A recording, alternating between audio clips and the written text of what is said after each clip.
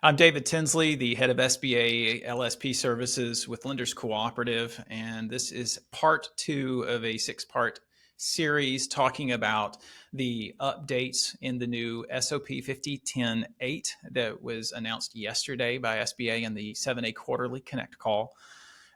These are just highlighting some of the things that stood out to me, the changes that I think are worth really focusing on in your lending programs to make sure you're considering the impact of these changes.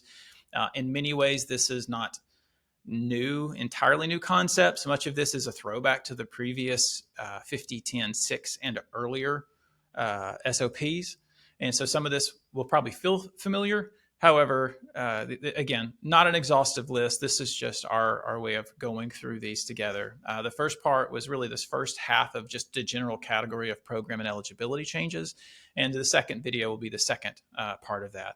The next videos after this will include collateral and insurance requirements, the removal of the do what you do philosophy, documentation and closing updates, and then finally sort of a wrap up of just other considerations that didn't neatly fit into the categories.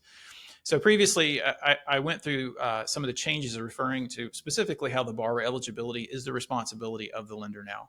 And in the process of doing the analysis, the lender is also, the credit elsewhere test has received a much larger sort of push. Previously under 5010-7.1 and in 7, the credit elsewhere test was sort of reduced back to simply a matter of, can the business get the loan? And there was a series of options you chose there. In some ways, this has been expanded back to pre-SOP 7 standards, which means that you're going to consider the resources of both the business applicant and the guarantors, owners of 20% or more, and you're going to look at that.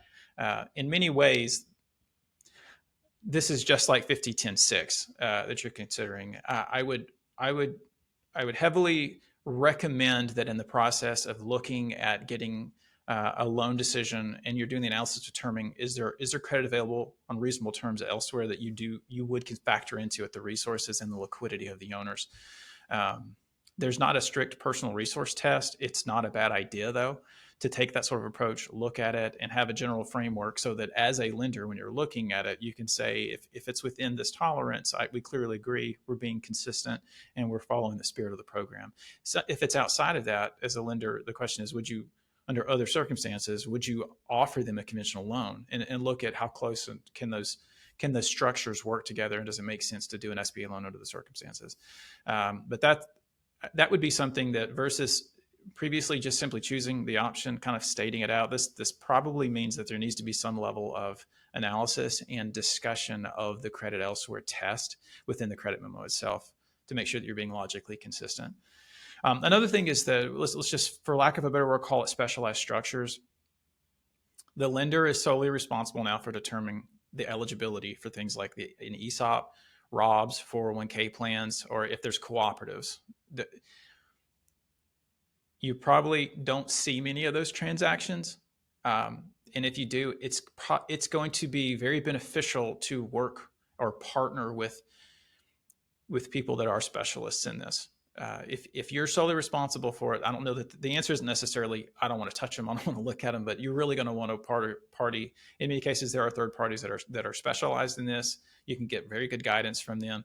I would recommend looking at that if you're looking at a transaction where that's the main feature of it, because it is now solely the responsibility of the lender. And so another category for this is, let's just call it business specific kind of eligibility things. If the business is operating under a management agreement, you're going to have to look at that pretty close for scrutiny. If the business doesn't clearly handle the day-to-day, then in a management agreement is the thing, is the entity or the people that are actually making those decisions, you're not eligible anymore. So take a close look if the management agreement is involved. There's also further clarification around businesses that are leasing space in terms of whether or not is it one of these salon suites or office suites kind of places. You'll want to dig into that pretty closely, because it's a combination of an appearance thing as well as who actually handles responsibilities for providing different parts that are associated with the office itself. So it's going to be important to look closely. And then also when it comes down to businesses owned by legal permanent residents, um, they are eligible. But if it's a scenario where you have like a conditional LPR, and they're not. So, and this is kind of a throwback to the previous video that we just did. It is it's going to be establishing all of the owners, direct or indirect, whether or not they fall into that category of being considered an eligible person. And so it's going to be important to take a close look at that definition, make sure you're certifying 100% of the ownership of the business, and that way you can make sure you're kind of staying out of hot water there.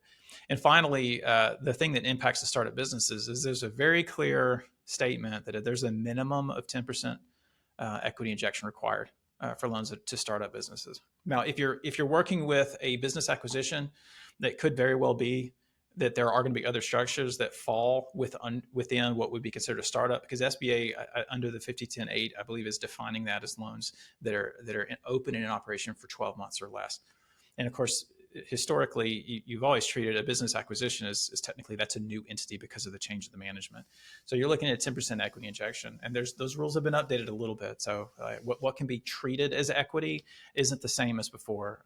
Again, and so in so many ways, this is going to feel a lot more like 5010-6 and earlier, but it's going to be important to take a close look at that, make sure that you're following those rules. That wraps it up for the program and eligibility changes. In the next video, I'll cover the updates to collateral and insurance requirements. If you have any questions, feel free to email at the address here. Or if you want to visit our site, there is a question submission form there that you can use. Thank you for watching the session, and I will see you in the next one.